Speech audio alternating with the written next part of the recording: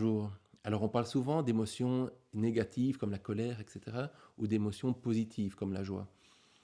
Mais en fait, toutes les émotions sont positives dans le sens où elles nous incitent à bouger, à passer à l'action. Et donc c'est important d'appréhender ces émotions, de comprendre leur raison d'être, de comprendre en quoi ça permet d'améliorer notre vie.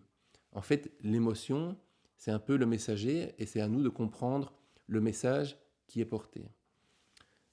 Alors quand on parle de messager, il faut bien comprendre que l'émotion, c'est nous qui la créons. En fait, nous sommes le sujet de l'émotion et pas uniquement l'objet. L'émotion, elle est créée par notre subconscient, c'est un peu le langage de notre subconscient pour nous faire bouger. Les émotions sont souvent liées aux sentiments, aux sentis du mental.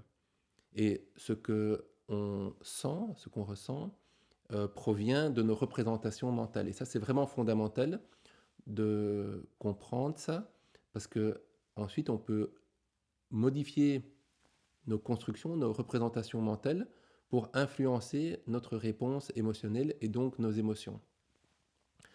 Et ça, c'est la base de l'intelligence émotionnelle, c'est de, comprendre que nos émotions sont là pour nous faire bouger, et qu'elles sont produites par nous-mêmes, par notre subconscient, et que deux, on peut changer notre réponse émotionnelle en modifiant nos constructions mentales. En résumé, les émotions, elles doivent être écoutées.